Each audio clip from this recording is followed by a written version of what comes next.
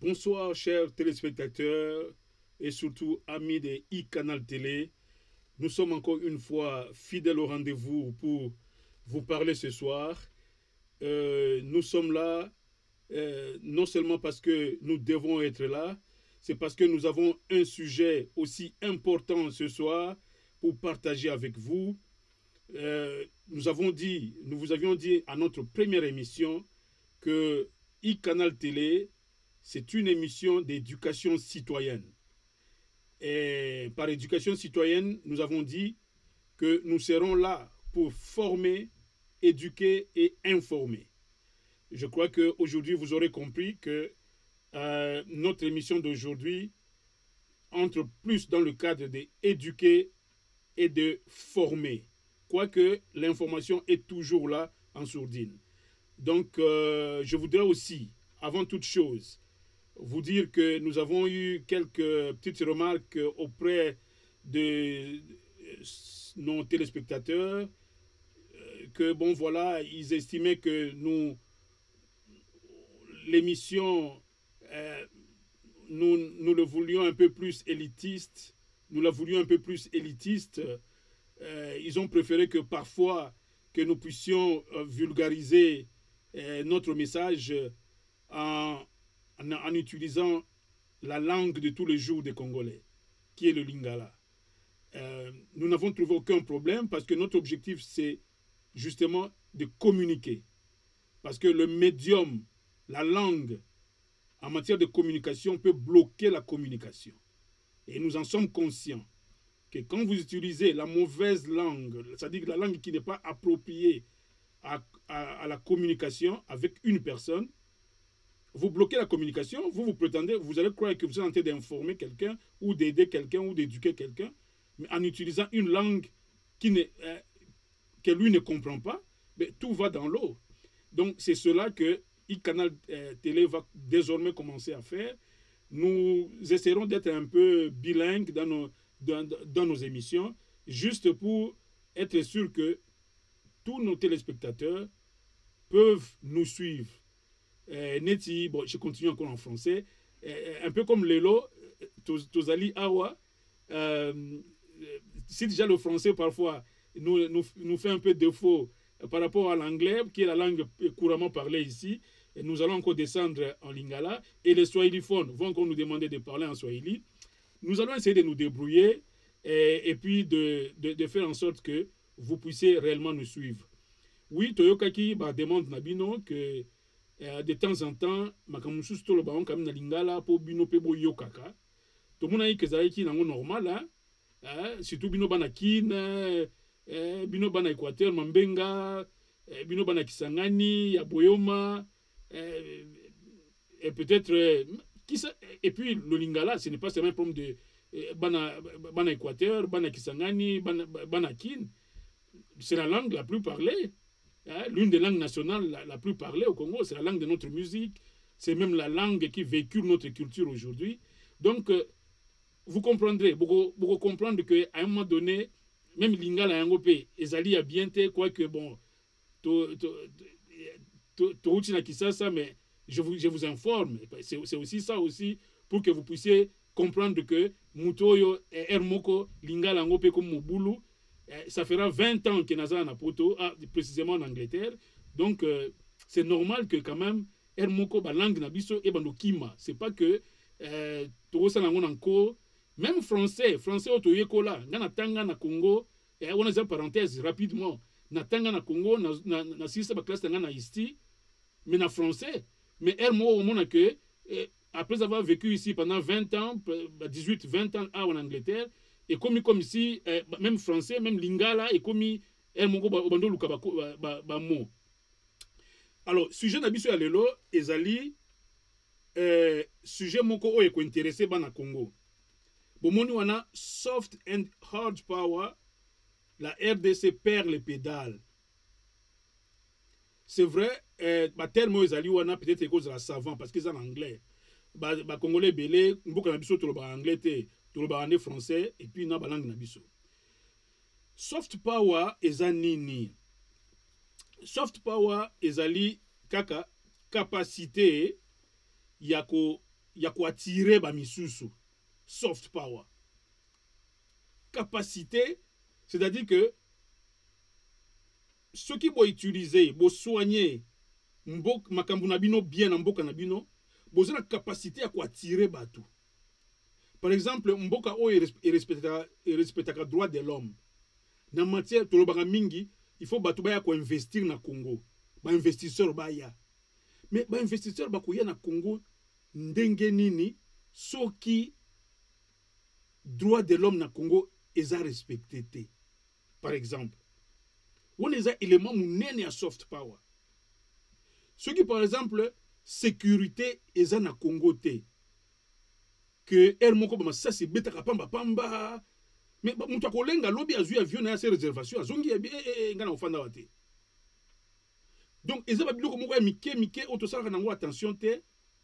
Au moins ko fanika boye soda aye asengi mbongo so boyi bakangi yo na aner. Par exemple batu ya aner, toyoki ke batu ya aner mikolo bazongi en force. Omona kana tenue civile na kati ya kini wana soika amoni mutu moko boyo jaba filaka mnati moi mutu moko boye toyoki yango et pourtant président lobai que aner exerce na makambo ya police te. Aner il faut c'est la sécurité nde ya mboka. Kozwa ba information pour protéger mboka. Mais toyoki que aner et comme ko traquer ba congolais mais toko pesa ka ba preuve ya makambo wana toko zwa ba précision bien. Mais bato ba bengi biso bon dommage que au monika biso ba congolais bon o benga journaliste boye nzoka yo moko pe ozuna ta information mingi te. Papa journaliste toko pesa ba preuve nde noko na ngai bato ka ngai na aner tala ba bilonga ndingwa. Donc oza ba élément ya soft power oyo ezosala que mboka na biso jamais ko attirer ba investisseur. Par exemple, mboka mobimba mais banzela ezate. Banzela bien zate. Eza soft power. Eza power moko ya pété. Mais eza pouvoir, eza force. Ba investisseur ba koyate. Biloko eza ebele na ko multiplier ba exemple. Mais na mboka mususu, c'est pourquoi komona biso ba congolais to linga to ya poto. Ah mikili penda mikili, mikili kitoko, mona boye, tala aéroport, kita na Dubai, tala aéroport, kita na nini na place boye. Mais bato wana ba comprendre, ezaka ate pour na beauté à ville. Po bino boya bo mona ke mboko eza kitoko. Beauté wana nde osala ke soki muto aye na poto alingi kozonga te. Ba attirer yo. Ofandi pa na bango, okomo sale pa na bango, okomo futa ba taxe. Et bango bazo profiter na ba taxe no po ba tonga mboka na bango. Oye pe ape oboti pe bana no pe ba komi classe, ba komo servir pe mboka na bango. Entre temps Congo eza besoin ba intellectuel, mais ba intellectuel nyonso ba tikali a na poto. Po ani tozolanda soft power na bango ezo attirer biso. Image de marque na bango, kaka erozo kota na mboka na bango, aéroport à Pamba ezo impressionné yo. Alors, c'est là ce qu'on le contraire, kita na njili. Ngai, ça fait plus de 20 ans na kitino na njili te.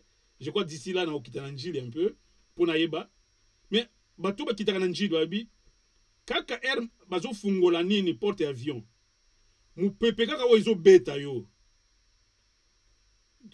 Ozo remarqué que non, on a eu place moko ya mystique. On a eu place moko ya mystique, il faut na keba. Abi, mupepe moko chaleur moko mais il y a un niveau moko il y a mystique kaka. Je crois qu'il nous tout à comprendre et dans ce mystique c'est que ils ont moins le connaissent. Et puis ce que kita ba niveau ba kingasani ba masina ozo mona que awa ezande mboka ya bitumba. Donc monde ya mabanga olali balale liyo. Au commun, ça ne vend pas l'image du pays. Et ça, il y a soft power, ils ont bon mabiso. Quand on est à l'aéroport, on est là pour investir. Mais avant, il y a un million, il faut aller voyager à Liboso, à Yakotala. Et quand on a un niveau, il y a boulevard Lumumba, na Masina, na Kingasani, et tout, azo kita. biloko wazo mona wana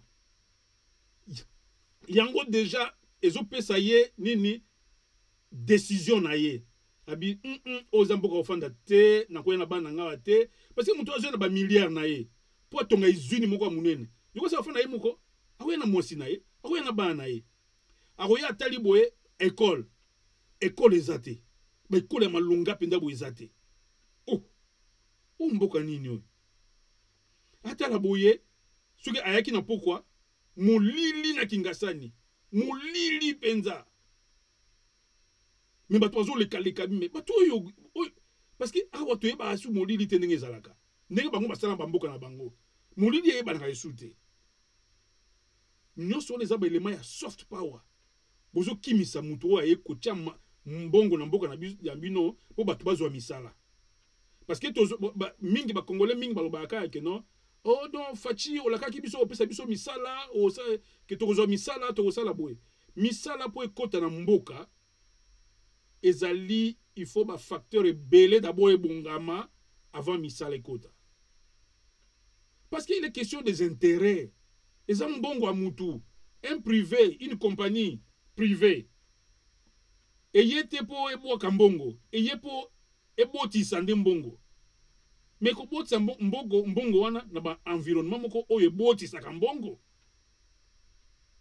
soki boza na problème ya courant ekata ka air nyonso akoloba omonta so otie biloko na production boye bazobenga ok ne PDG awa nini usine eza na courant te biloko nyonso nini courant ekei mais entre temps ba client na ye baozela ba produit lobby na tongo ba client ya compagnie wana bazozela ke kota avion ya production est limitée pour manque de courant. C'est cela, bah élément, il y a soft power. Na boy ko kota na ba définition académique. Dans ce petit exemple, on a une définition pratiquement. Il y a soft power. Et donc on nyonso oyo et ko vendre image ya mboka na ndenge ya kitoko eza soft power. C'est-à-dire que ça pouvoir moko ezolobate. Mais ils ont une efficacité moko boye moi mutu akomi na boulevard amoni ba bâtiment kitoko ba makambo ya kitoko ba hôtel ya bien era akomi na hôtel bo akomi afandi hôtel ya kitoko ya mbiye ba condition ya bien tracasserie te ok mutu amemena ke ba valise bo chef tika ye moko apesa yo eloko yo te chef na kozo eloko te bana na ndako na tiki bango yo moko jo azoba mboko yo bato bavivaka nde boye seka tiki bana na nzala po ke mutu moko boye oyo akokola konte na balabala akabele mbongo po akelesa bana na ye. C'est là le problème. Donc en fait awa toujours ça la diagnostic ya Congo, tout ça diagnostic ya Congo na cadre ya soft power. Soft power c'est pour monaka na bamboka ya ba mindele batenaka nango d'ici là na kopesa bino ba statistique na bamboka ya mindele ba dépensaka ba milliards. Alors quand je dis milliards c'est milliards pas millions, des milliards pour qu'on s'assurer que ba élément na bango ya soft power ils ont marché. Ils ont marché. Donc c'est par exemple biso na Congo opportunité beaucoup munene tozui et organiser ce que je crois jeu à francophonie.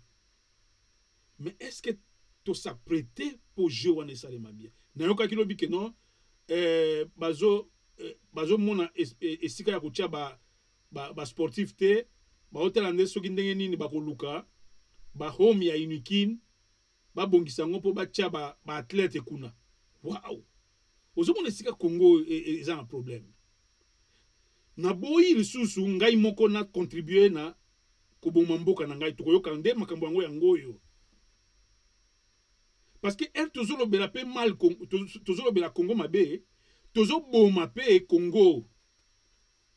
Mais biso en tant que journaliste nous sommes droit au ça na c'est ça aussi le problème et que elle tozo salango en tout cas moi personnellement na kosala attention, ce n'est pas moi qui dois ternir l'image du Congo. En tout cas non. Nakoloba o ezali ba fait mais nakokende musika te na bebisa image ya mboka. Non. Donc nde yango wana soft power ezalaka mibale ifali na banda wana ezalaka soft power na hard power. Chaque mboka azalaka donc na baelema ya soft power comme lingala na biso nazwaka lingala par exemple na kati ya soft power.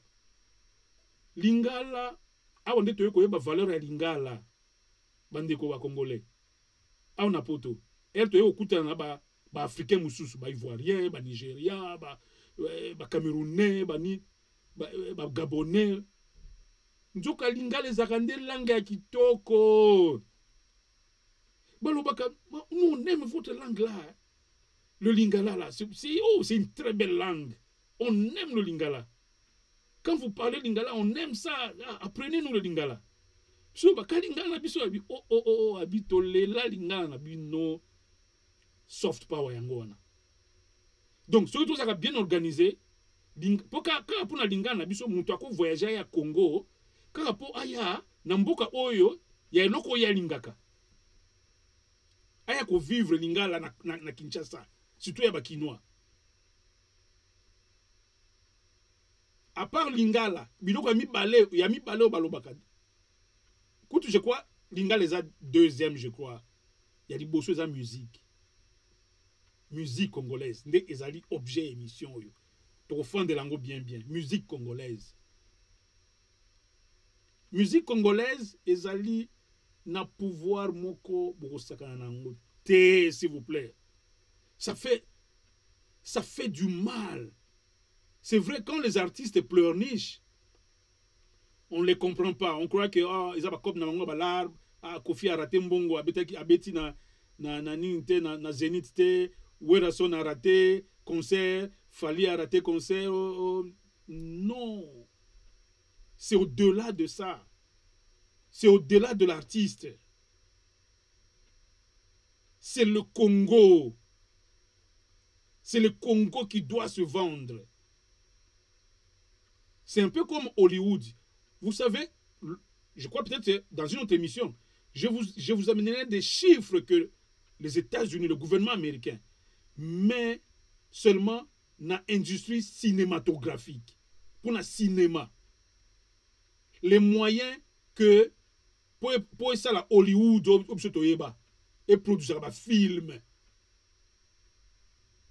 Nakoya bino ba chiffre ya kolakisa bino mbongo oyo États-Unis etiaka pona industrie ya musique pour a lancer ba artiste na ba Beyoncé ba nini o nyoso boyebi wana.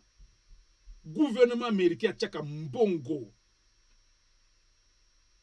pour et puis a pesa bango pe ba infrastructure na mboka pour ata ba bimi di banda te kaka na mboka wana ba ko beta musique et puis yokani mokini mobimba. Et c'est connu. Bokoyoka professeur Mova Sakani. Nazoki mo extrait na yeba ndeko na biso ya Obi TV ba pardonner nga parce que na luki bango na téléphone na zui bango te. Tokolo belango mamuke sima. Donc na lobaki tokozonga na makamba musique. Na lobaki ke tozana soft power et puis tozana hard power. Hard power est comme domaine ya gouvernement. Na s'étendre un peu sur soft power parce que yango ezali biloko yo ngai na yo tokoki ko contribuer ngai na yo ko arranger image ya mboka ko boya ba biloko ya mike na lobaki même ba nero ba déranger ba tunanzela oko kimi c'est investisseur mboka ni yango ba stopper mutu na nzela boye na bimi azo violo bi akei bo perdre entreprise bobimba engeye na Congo yo policier boye tout ça ko bikanga kanga mutu akei abangi.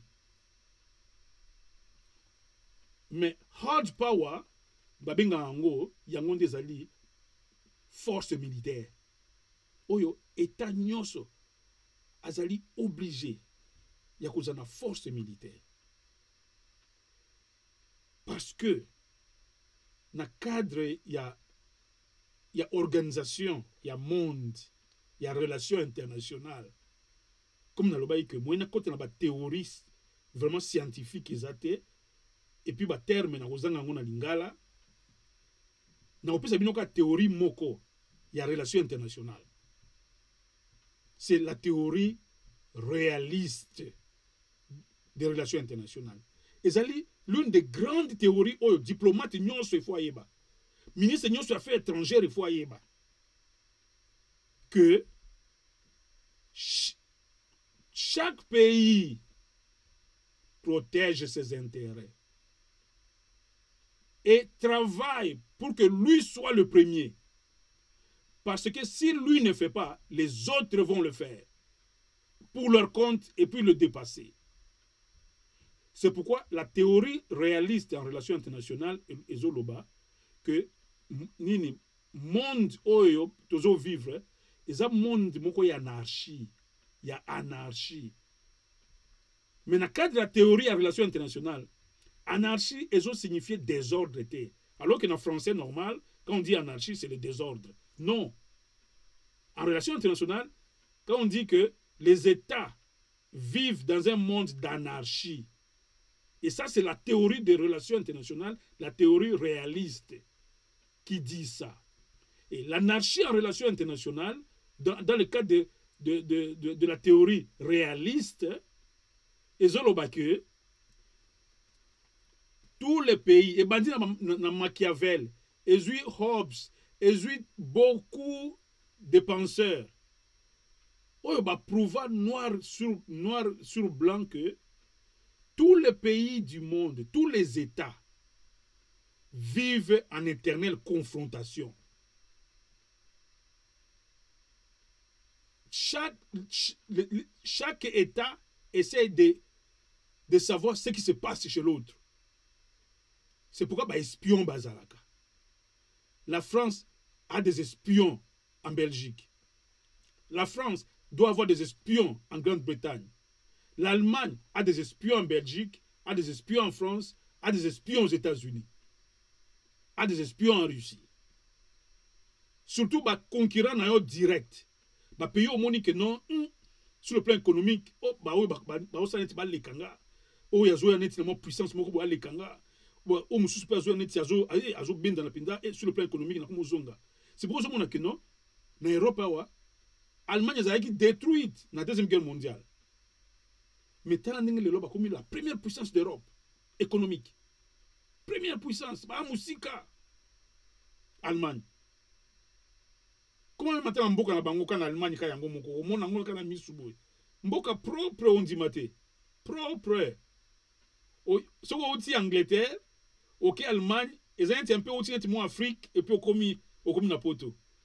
Allemagne ça propre. Propre. Bon, là c'est pas le sujet, c'est parce qu'ils ont compris notion à soft power. Donc nous demandons nini hard power. Hard power c'est un pouvoir militaire. Chaque pays, on dit, qui veut la paix, prépare la guerre. Dans le monde, il y a anarchie. Selon cette théorie, il y a relations internationales. Olingi Kimia, préparer guerre. Comme préparer guerre Zanine, Zala Ambitumbeli, Zala Mindoki.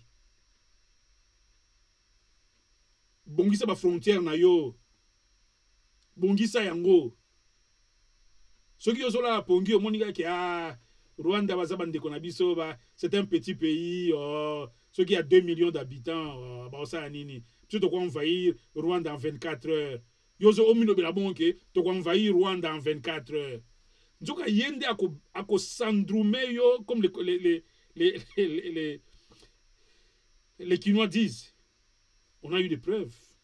Un tout petit pays qui nous a envahis de l'est à l'ouest, du nord au sud. Parce que nous n'avions pas une bonne politique. Il y a protection en Mboka. Donc, au niveau hard power, c'était un pays oublié. Corruption dans la armée. Armée, on est au Bunda comment?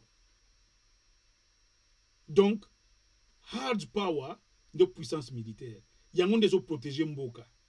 Yango pende ezo sécuriser pe même ba investisseurs.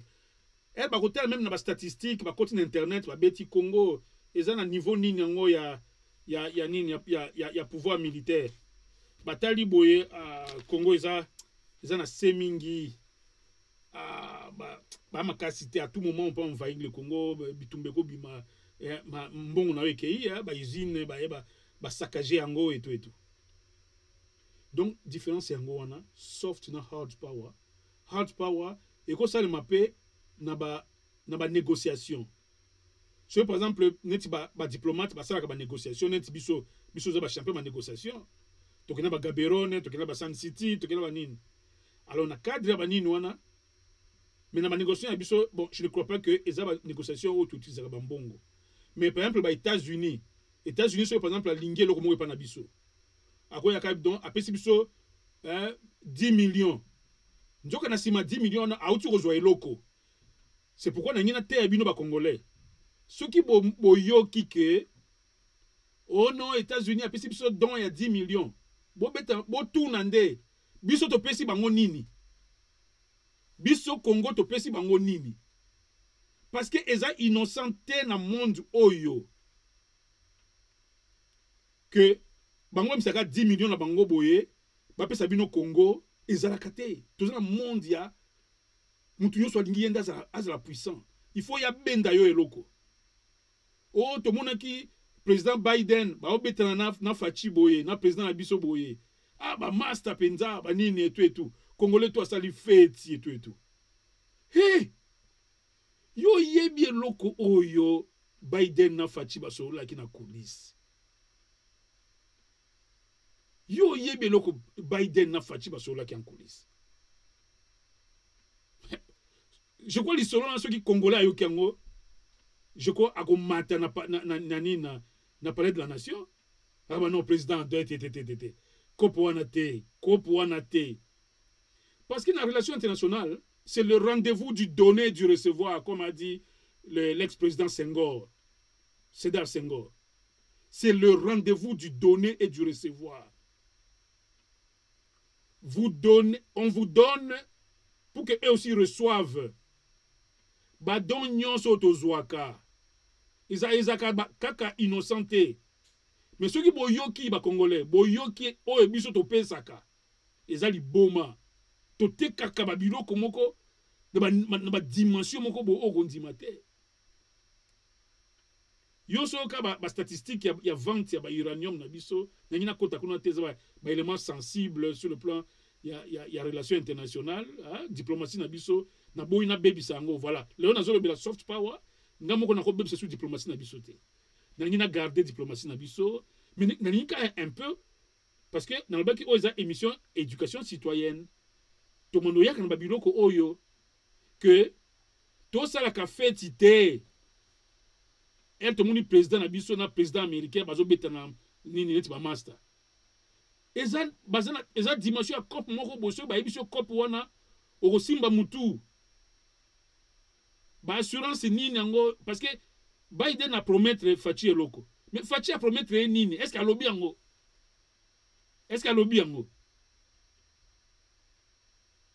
oh, tu l'as dit que Fachi est un grand diplomate, Azaki en Allemagne, comme même à Moscou, à Tamboli Bamboko et Belé, à côté d'un roi belge. Oh, Mouto a ébi relations internationales, Mouto a ébi diplomatie. Et Rozo Mona, mou continue, il y a un beaucoup d'habitude à Zobima. Et ça positif. Parce que beaucoup qui isolé sur le plan diplomatique, il fallait aller à la politique extérieure, moko.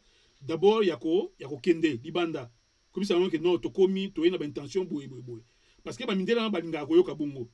Il faut ya, oui ça bango bon. Yo. Logique no zanine. Ate ngai ezali calme, na ningi na développer mboka, na ningi justice, na ningi démocratie, na ningi droit de l'homme. Ah bon, OK. On respecte ma valeur, il y a démocratie qui sont des valeurs occidentales. Donc tu vois mutu moko, donc on marche ensemble.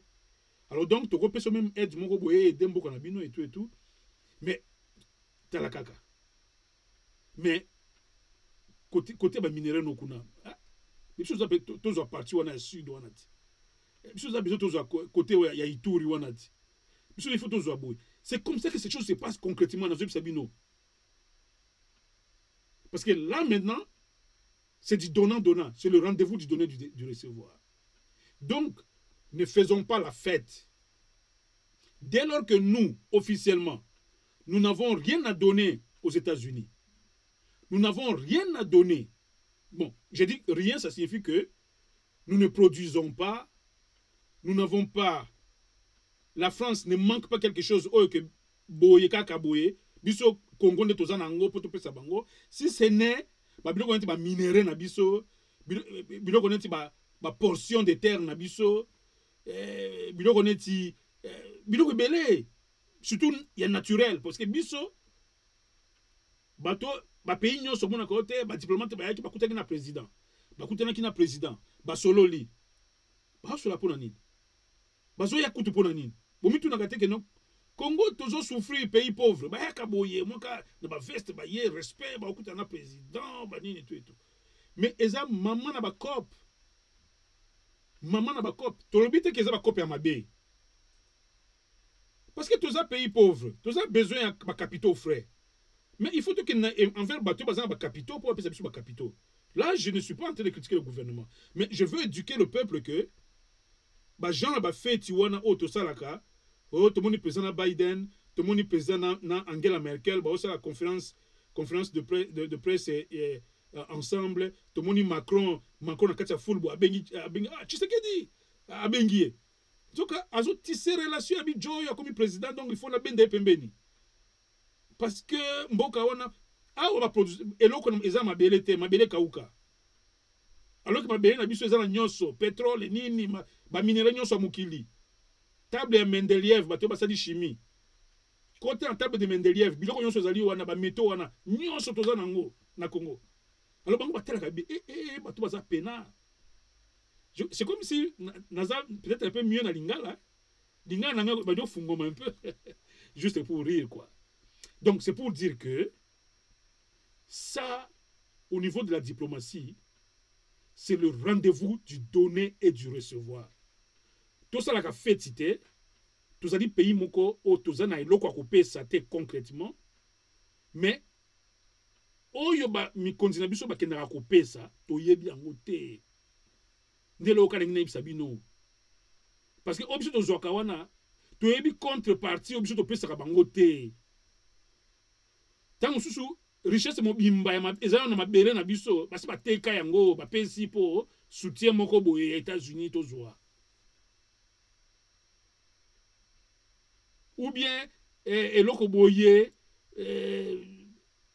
bon ou bien la Kivu pour nani to ça il a kangote pour nani to kinango to soma ba bateau de pêche bateau de pêche ça rien gouvernement ko ya boy azu yango a crédit azu a crédit ba lac belé tout ça ba lac Bobutu so nini Tanganyika ba nini pour na poisson bomitu na raté ke ba biloko belé ba secteur ndongona pour ne to simba kate le lo ekomi secteur abisu ya forêt moyen to simba ngo so ezate to utiliser forêt pour na makambo ya climat ya climat et pour na tala COP o yedi maki na Glasgow o bo ba yike non président na Biden c'est simbi ya COP pena ba vrai COP et bakata ya nini ya forêt ya zamba obiso zo na Congo ba lobi bo simba ngo souté bo kate su banzete te bo exploiter zamba na bino souté parce que yango ndezo protéger planète.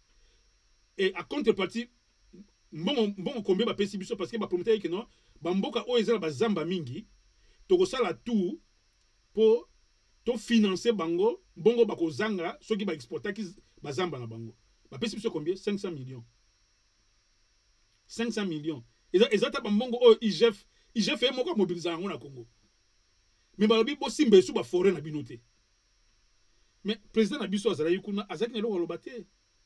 Parce qu'on est allé à la décision mondiale, batunyo so bazokota biso pays net Congo boyo yo ki nocha musapelo bate atukanga moyen te nganza na besoin d'exploiter forêt na ngai pour na sala mo l'art parce que peuple na ngai souffrir non. Donc bazamba na biso il faut tika intact. Donc je veux éduquer désormais bino batu bola na ngai pour comprendre un peu monde de diplomatie. Ezali mondi ya mabe ba diplomate to mona kalipa na biso wana bo mona bazoya ya bazoya obeta ba grand cop bana biso to kufa nzala na Congo baozo ba portion ya mabele ya ba nini ya ba minere ya po to ça mbongo pesa bango te to pesa bango nini ka ba biloko na biso ya mboka na biso mais tala siko so ba évaluer yango na l'art au simba mutu donc c'est pour cela que que non il faut tout ça là effort yako kota na dimension oyo ba état mususu ba koma nango ba état basi ba comprendre que entre les états il n'y a que des intérêts et ça kana ba intérêt biso to koloba ote au Rwanda zo continuer ko attaquer kaka biso c'est conformément à la théorie à relations internationales Rwanda ko attaquer kaka biso na oyo le entre biso na bango ba nombre de morts ba millions au Rwanda boma na Congo Rwanda akoza jamais na kimia parce que ayebi que Congolais akosa la revanche Rwanda ayebi yango que Congolais akosa la revanche.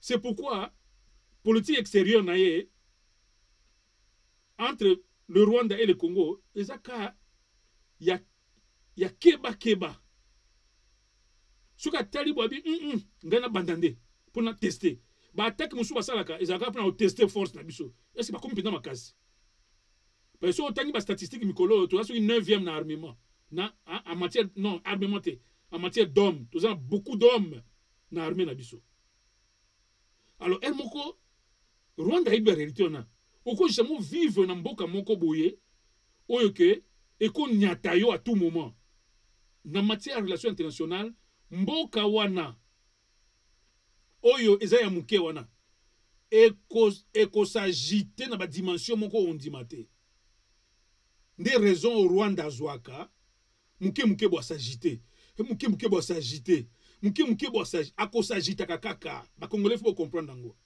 pas parce que nécessairement alingi guerre alingi ne peut guerre te mais ezaka azo tester bato ba comme na niveau nini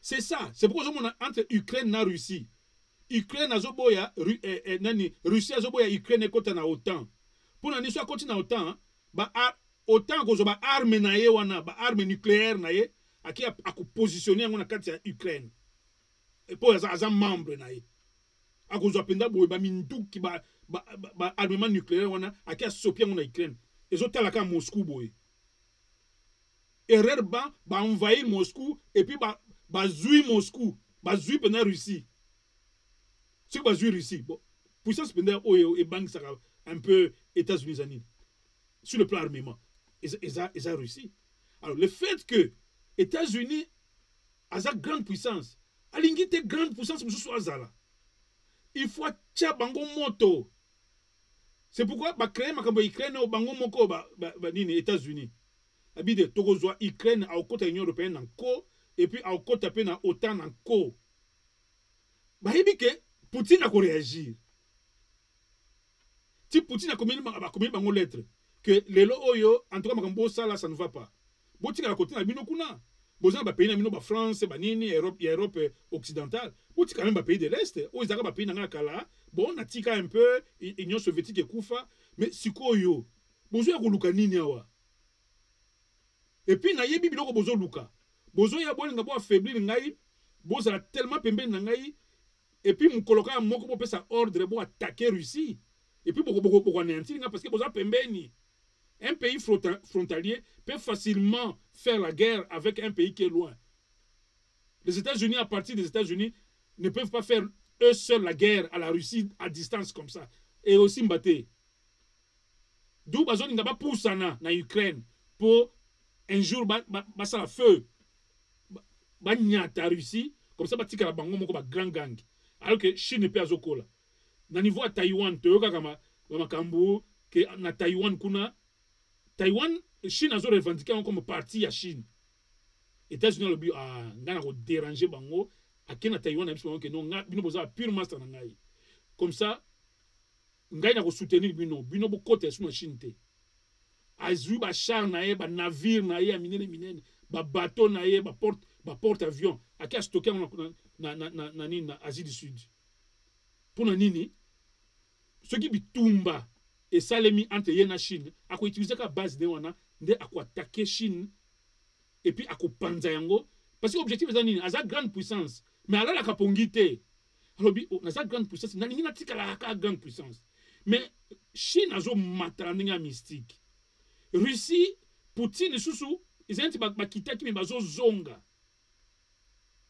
ça ne va pas il faut na banda ba opération na ba provocation. C'est pourquoi biso ba Congolais tout le monde en ndenge Rwanda provoque biso.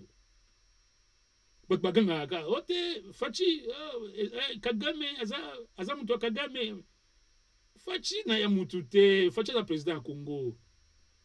Fachi za président Congo. Kagame aza et puis moi pe fachi asa la guerre na Kagame ezate. Guerre ouverte boya. Ya bitumba penza boye. Tout ça na armement te. Bon na ko ba biloko armé wa te bon. Normalement, en tant que patriote, je ne peux pas parler de l'armée ici. Un pays. Non, non, non, non. Au contraire, je suis confiant que. Et puis, je me rappelle de l'armée. Je suis confiant que arrivage à Sikate dans l'armée. Donc, côté Wana, s'il vous plaît, na tikango. Alors, sujet un peu pour na kokende vers la. Il y a reçu qui ça. Na kolinga avant na kota na. Makambo o etali musique wana na ko s'adresser na bande ko na biso ya diaspora bande ko na biso ba combattant bande ko na biso ya Pareco. Je vous signale en passant que j'ai été président de la Pareco ici au nord d'Angleterre, donc je n'ai rien contre la Pareco, au contraire moi j'ai aimé la Pareco, j'ai dirigé la Pareco ici et donc j'ai aimé le combat de la Pareco. Mais sikoyo, il faut tout le béanan makamba mboka. Et je n'ai jamais été contre d'ailleurs. J'ai continué à sympathiser avec la Pareco. Paix à l'âme de l'illustre disparu, monsieur le président Nganda. Mais sikoyo tokoloba nini. Avant na kota na sujet oyo, na lingi na tshela bino, moi extrêmement koto qui dans Obi TV. Hein? Mes frères de Obi TV, je vous ai cherché au téléphone avant de prendre votre extrait pour mettre dans cette émission, parce que j'estimais qu'avant de parler de l'importance de la musique congolaise, il avait fallu que je puisse illustrer ça avec le propos d'un internationaliste comme le professeur Mova Sakani. Hein? C'est un homme très intelligent et puis il est spécialiste en relations internationales. Il a accordé une interview na Obi TV, elle est ambassadeur na Belgique wana, azaki na Belgique ambassadeur à Benelux. To kana no Mova Sakani et puis azolo ba makambu ya musique na biso ndenge to boma yango et après to kozonga sur na plateau to continuer ma solo na biso ya lelo. On suit le professeur Mova Sakani. Ce que vous présentez de mieux, c'est votre culture, c'est votre littérature, c'est vos savants, c'est on vous parlera d'un Cheikh Anta Diop là-bas, on parlera d'un Pelé ici, on vous parlera d'un Alain Delon, on parlera... Chacun présente son Eddie Merckx, son Mike Tyson, parce que j'aimerais un jour faire du tourisme dans tel pays, parce que c'est quand même le pays d'origine de tel ou tel autre qui a été mon idole. Or, on ne peut pas se le cacher, en matière de culture, la musique congolaise a joué le rôle de peloton de tête. Dans une certaine mesure. Cette fenêtre d'opportunité a été extraordinaire. Je connais des gens qui n'aimaient pas seulement le pays, mais qui adoraient cette musique. Donc au moins par ce bout-là, voilà que le peuple, des peuples du monde se retrouvaient un peu dans cette ambiance congolaise, ambiance quinoise. La fête n'était totale sans la musique congolaise, ici, partout. Voici que c'est la poule aux œufs d'or qu'on a assassinée. Et comme la nature a horreur du vide, qu'est-ce qui s'est passé? C'est que les autres musiques africaines ont pris le pas sur la musique congolaise. Et ce sont les Congolais maintenant qui dansent sur la musique d'autres peuples. Qui est-ce qui a perdu? Les musiciens, me disent-ils, ils continuent avec le même embonpoint, rien n'a changé pour eux. Il y en a qui continuent à se faire soigner ici, peut-être qu'ils n'ont plus de spectacle ici, on connaît tout le tralala qu'il faut pour pouvoir organiser un spectacle ici. Donc, il y en a qui disent, bon débarras, mais ils continuent à mener leur vie. Mais c'est le pays qui en perd. Vous savez, nous avons mené une campagne ici pour l'inscription de la rumba congolaise au patrimoine mondial de l'UNESCO. Et justement, le fait qu'on ait attaqué tant les musiciens congolais a été un motif supplémentaire pour se dire il faut sauver parce que non seulement qu'elle était en danger d'une certaine déformation, c'est sur le plan technique, mais maintenant elle est même combattue physiquement pour qu'elle existe. Alors il faut sauver, voilà, une espèce en voie de disparition, la rumba congolaise. Donc raison de plus pour que nous puissions revivifier cette volonté de voir la rumba congolaise s'inscrire au patrimoine mondial de l'humanité. L'humanité nous reconnaît au moins une dimension. Nous n'avons aucune œuvre culturelle à nous, à part Virunga, dont on nous passe assez naturel et tout, mais sur la création humaine, nous n'avons aucune œuvre inscrite au patrimoine de l'UNESCO. Et donc, c'était une occasion, c'est une occasion, et on va continuer. Voilà. Là, c'est monsieur le professeur Mova Sakani qui était en train de parler de notre pays qui était en perte de vitesse. Plus précisément de la musique congolaise. À l'Akissi, ce Bolandi est bien, professeur Mova Sakani, à l'Obi, rumba congolaise, ezokende na kokufa. Rumba congolaise, ezali eloko moko ya valeur. Valeur ya rumba congolaise et déborda frontière congolaise. Imaginez-vous, toyoka combien de fois ba musicien na biso ba capitale africaine ba osala pagaille. Musique ya biso, musique ya biso ya Congo. Pagaille. Ba fête ezalaki ana poto awa. Fête ceux qui alobi yango, ceux qui musique ya Congo ezali te, fête eza bien te. Il faut musique ya Congo ezala. Musique qui dit musique ya Congo, ezaka ba Kofi wana, ba Werason, ba Fali et tous les autres d'ailleurs, je ne peux pas citer tout le monde ici. Mais curieusement, et l'oko munene bongo, oyo ke azwaki le professeur Mova Sakani que je salue en passant, azwaki initiative moko bien ya ko inscrire rumba congolaise comme patrimoine ya humanité. Tala eloko munene bongo rumba congolaise. Sikoyo po nini etikala à jamais, po ezokende kokufa. Ezokende kokufa. Mais ce qui est grave, c'est que biso moko bana mboka to décider to boma yango. Et puis to lingi Congo ebonga. Na lingi vraiment ko réfléchir na bino. Et toujours makambo rumba congolaise, première politique eza na katité, parce que bayembela ki Kabila, parce que de quelle relation ezali entre rumba na biso et le wakitoko boye na koyembela Kabila. Mais Moussa musicien Zanine, et ça koyemba, je ne suis pas naïf. Je ne suis pas naïf. Oh bah tala joyo. Azolo ba ote neti ba kofi bayembela Kabila ezana ngo rien. C'est vrai, erona to bando bunda na biso nyonso, ngai na lobi na zaki président ya Pareko awa. To bando bunda na po Kabila longwa na poste wana. Ngai na zaki président ya Pareko awa na nord ya Angleterre. Tu vas bundana justement. Mais tu vas Kabila fanda parce que Kofi ayemba ye. Kutu nzembo ngo toza na titre nango.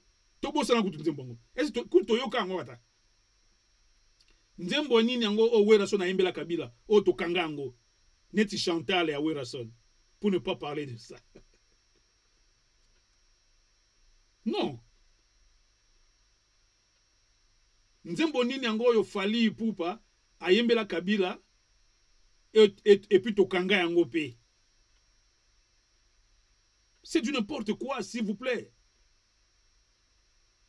Toki ko boma patrimoine mo bimbaneti musique ya Congo te. Le professeur Mova oti ko lobake non, lelo yo na ba feti biso ba congolais bana na biso surtout. Ba jeune ba 17, 19, 20, 21, 22 na ba feti na bango e komika musique ba Nigeria. Théâtre, et c'est sur le théâtre de chez nous, quand théâtre ba Nigérian, pour ba bongisi et comme ceux qui Nollywood, ceux qui Nollywood, et quoi bongisi ango ya biso tikala kana sima. Au moins musique na biso, ezaki na capacité ya ko bimaka, bazo ya ko betela ba grande salle, bazo te kamboka. À part ba contrat na bango ba ministère ba signaka, na lingi na yebisa bino ba na mboka ke, ba ministère biso ba betaka aw na poto. c'est le Congo qui gagne. C'est le Congo qui gagne. Pourquoi va gagner comment? My God. Batu, Bamindele, Obayaka na Bercy, Obayaka na Zénith. Koutou que elle quoi bachaka ba publicité na Paris. Mutazo le Cabo. Oh, un concert moi à Paris. C'est qui? Oh, Werason. Ah, who is Werason? Who is Werason? Qui est Werason? Eh bien non, c'est un musicien congolais. Congolais. Congolais ah, le pays de Papa Wemba. Batu bayeba Congo pour na Papa Wemba. Na poto awa. Okuta mutuba. Ah, nini RDC, Congo, Zaïre. Zaïre de Papa Wemba. Zaïre de Kofi Olomide. Zaïre de Emenea. Batu bayebi d'abord Papa Wemba avant bayeba Congo. Mboka na biso. Batu bayebi d'abord Kofi Olomide avant bayeba mboka na biso. Comment on peut stopper ces gens? D'abord, un, ils ont moussa na bango. Mouton moussa moussa na ye. C'est pas tout comme on a un musicien, bah comme on a un peu politique, et bah monsieur Soazo, Werason a zaï candidat comme député. Werason avec le talent et la musique à Zanango. Parce que mon avis que non, ils ont payé sous terre, nous les autres foules à les sous terre. Vaut mieux na comme un politicien, politique des amondes, la réseau heureusement pour l'angaï. Nzamba iba makambu. Il fallait qu'à passer. Oui, il fallait pas passer député. Pas parce que aga kokamusa la ngote, mais seulement parce que tolingi ouer na musique. Tolingi Kofi na musique. To komona ba tendance mikolo yo Kofi a continué à partir à Bahati. Depuis quand Kofi a ça la politique? Parce que toujours bon ma musique, ba policier ba komo ninga ba préparer ba retraite na bango, ne sika l'art paye e utaka. Ba komo gininga ba kota Lobi to koyoka Kofi a commis candidat comme député ou bien comme sénateur. Bana qui va voter Kofi comme sénateur. Mais je souhaiterais dans l'élection on a soit il faut battre campagne contraire contre Kofi, n'a ko battre yango. Il n'y a pas un rôle que toi tu peux bien jouer dans ce pays si ce n'est pas la musique. Kofi nous a réjouis. Werason nous a réjouis. JBM Piana. Aujourd'hui c'est Fally Ipupa. Pour ne pas citer les autres. Donc, nous décidons. Et puis, tout comme ça, on peut faire muscle penda. Nous, on a bitumba, et comme il peut vidéo penda boye. Na ba gare du Nord, banini, on a kitawa, boye, muta kufa. Muta kufa pourquoi? Muta kufa pourquoi? Est-ce que boye bitine la musique wana? Ote ba raison mususu toujours pesa. O ala tsaka ba danseuse mabe. Yo so mona show nini yango ya nini ya musique esika batu baza sexité. Tout ça makambo ko za toza na poto te. Et puis batu bazo bango batu ya poto. Tout monde a Beyoncé na ba show na été. Tout monde a Rihanna te na ba show na été. Bango nyonso baza ba mindu. Ça, c'est le principe du showbiz. Dans ma clip, ce n'est pas toi qui décides ce qui va être, ce que tu vas porter. C'est le producteur. Ndagoloba, ah, nalingi ba fille bala taboué. Nalingi ba garçon bala taboué. Nalingi yo musicien, il faut la taboué. Il faut bosser la geste boué. Et ça coûte ma Kofi, bah toi décides à gâter. Elle bah y'a ba Bercy, na ba Zénith. Mais il y a des gens qui payent l'argent. Ba producteur. Et puis producteur, alingi nini, l'art na ezonga. Ako dicter Kofi que na lingi ba danseuse ba la taboué. Ba musicien ba la taboué. Yo moko il faut la taboué. Tu comprends quand même loko, tu la kati loko avant ya ko se déclarer ya ko bundisango. Mission tout ça na poto. Mais c'est qu'on se dit là, tout ça quand même sérieux. La musique congolaise. Imaginez-vous que musique est Congo koufa. Et puis, au monde, Batuango, oh, bazo télé la musique congolaise, na banda kuna bango ba beta la musique, na ba voiture. Moi, je beta bo, ah, grandou la Kofi zo beta. Azo le kazo ka plaisir. Donc, ako moi dia katia mikini, na katia autoroute boye. Musique zo beta volume alikolo. Et loko mo bien Kofi, ba biloko na ba soft na ya bien wana. aza en plein autoroute, azo beta, azo ka musique à Kofi. Mais alingi Kofi a beta musique te. Lelo to père de Papa Wemba na liwa a Kofi. Est-ce que tu rejoins Papa Wemba msusu? Tu rejoins ba rythme oyo Papa Wemba pesa biso wana. Papa Wemba kenda na mo parti beaucoup de musique. Pour ça qui na style na ye. Papa Wemba eza musicien mo te kongola eba na mikidia comme Papa Wemba. Donc c'est pour dire que faut-il continuer avec ce combat contre les musiciens? C'est notre seul soft power, s'il vous plaît. Excusez-moi. C'est notre seul soft power. Ce qui est moi définition soft power, ezali puissance ya kwa tirer. Ba musicien na biso ya ba beta ba zenith banini. Mutu akoya Congo kaka parce que ayebi eza mboka ya Kofi Olomide. Ana keno sika Kofi azalaka. Akepe boye aluki pe nanda kwa Kofi akanga photo devant nda kwa Kofi. Mune to sa na ba star. Okute na Bekam boye olingi awe to na mona ki mutu ya nani PDG ya boso na politique. Muko ya ka na Espagne mbala liboso. Na moni na ba photo akanga ba photo na batu. Pour nini Alex Akeno na komi na kati ya mikili. Je lui dis bonjour en passant. Le patron de boso na politique, bon, son nom m'échappe. Voilà. Mutu mususu akendeka na villa on a Papa Wemba. Nanda kune on a akanga photo. Parce que lela Papa Wemba. Quand on aime surtout lela ba artiste ba Beyoncé, ba Nani, ba grands artistes étrangers. Mutu mususu ko voyager na Congo, akoma na kin. Ba ça y est, mon fleurie zaka wapi. Na ceux qui étaient moins ali, na mon attaque Kofi boye. Baka nakanga na photo. Basa ba élément ba ko développer tourisme na biso. Mais toujours nga tout boma batu wana vivant. C'est un problème. Nous devons revoir cette façon de voir les choses. Curieusement, il y a même des intellectuels. La rumba, c'est pas mauvais. La musique n'est pas mauvaise. Elle adoucit les mœurs. Et comme il y a ma fête, monsieur au monde, musique chrétienne. Mais musique chrétienne, oui, mais c'est vrai, dans un contexte. Notre rumba, c'est de la grande musique. C'est un don de Dieu. Comme tous les diamants, comme tous les cuivre, comme tous les zamba ebele, tous les lac. Musique, et patrimoine. Et puis, eloko ya yo, ningo bomango. Non, s'il vous plaît. Il est temps maintenant de trouver un juste milieu avec les musiciens. Je ne dis pas que c'est moi qui finis cette polémique ce soir, mais je vous dis tout simplement que nous sommes en train de tuer notre soft power, le seul d'ailleurs que nous avons. Le lingala vient après. Il n'y a pas un soft power pour le Congo comme la musique. Il n'y en a pas. Donc ça signifie, nous devons faire attention quand nous nous apprenons à notre pays.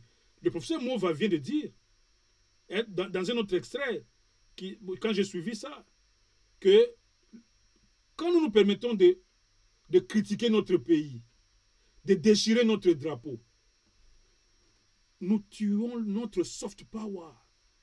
Ce sont ces choses qui attirent. On dit soft power, c'est la capacité d'attirer les autres vers soi. Les Kofi Olomide vont attirer les gens vers nous. Notre musique seulement peut attirer les gens vers nous. Notre musique peut attirer les gens vers nous. Vous voyez ça? Donc, ce sujet-là, peut-être que j'y reviendrai avec force détail. Je crois que je pourrais parler de ce sujet avec quelques membres de la communauté.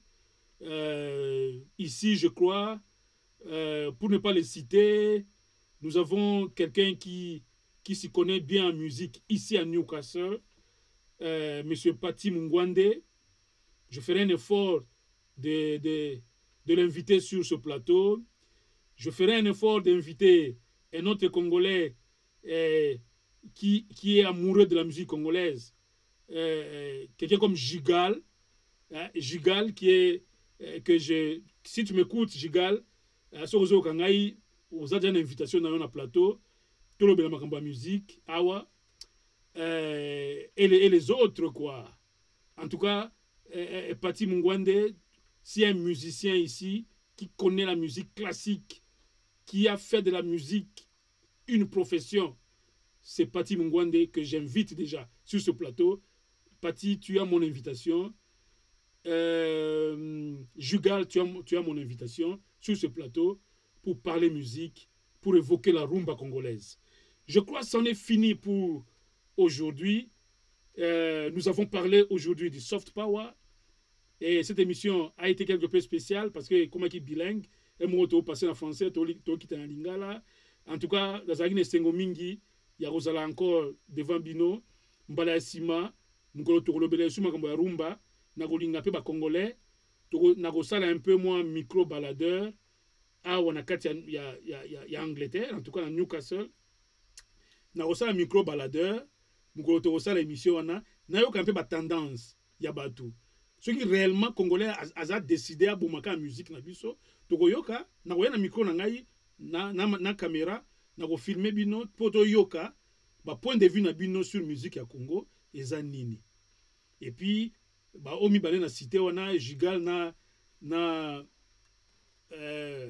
Pati Mungwande ba ozananga na plateau poto lobela makambo yo un peu peut-être bango pe ba koya na ba analyse na bango ya ndenge na bango. Baya ko ajouter na ona lobby mais eloko moko na kosilisa ezali kaka ke toyokana toko tonga mboka na président de la république ye moko ko tonga mboka te président Mobutu aloba yango que président ye moko aza magicien te seul il ne peut rien mais avec appui ya mutu nyonso nde mboka ko tongama donc to ba importance na biso et pour preuve tandenge tozo bundisa mboka yango dès lors que toko bundisa mboka oyo boye et que tonga makaka te donc eza preuve donc to kata to lobande oyo marché te que président Fachi eloko oyo ozo sala te pona nini eloko ozo sala te mais ko bundisa mboka te mboka eza patrimoine mboka te o yenda bundisa mboka o bundisa mboka pour comment eza patrimoine ya biso nyonso musique ya Congo la rumba congolaise eza patrimoine ya biso nyonso tolingi kola ezongi sima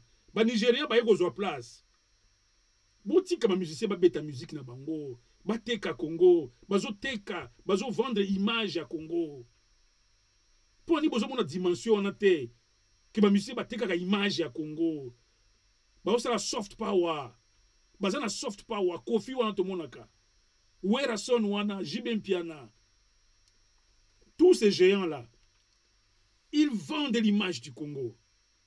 Ils vendent ce qui est naturel à nous. Faut tous la fier. Tobo sangana no babiloko wana. Nalobaki est-ce que ata nzembo ba mbela ki kabila. To yebeta titre ngo. Titre nzembo o wera so na mbela ki kabila. To yebi ngo. Titre nini? Lelo to ningi to perdre ba musicien. Ba ki na politique. Neti wera so nga comme député. Neti Kofi Olomide a adhéré na parti à Bahati et au Komanine Bahati a besoin de député mongo de plus aibisa Kofi Kofi yo za grand prêtre yo so bet o Cheliba na kasa kin député assure so ngoza sénateur na cadre ya parti na biso ya parti à Bahati tozali na bino Bahati a ko proposer ye pour aibi que Kofi Libaya na ego simba so a Cheliba ego simba pour Kofi y a un grand prêtre y a campagne aux mystique omoni donc c'est pour dire que non baza bande ko na biso hein ce que batu musu baza na bureau na bango bazo sala misa na bango ba journaliste baza na plateau bazo sala émission na bango pour ni to tika ba musicien te baza misa na bango hein to tika bango so ba envoie ma c'est bon pour le Congo. En tout cas c'est sur cette note que je close cette émission. Merci de m'avoir suivi et le prochain rendez-vous est pris encore, je crois, la semaine prochaine, si Dieu nous prête vie. Dans l'entretemps, portez-vous bien et soyez en très bonne santé. Je vous retrouve donc la semaine prochaine.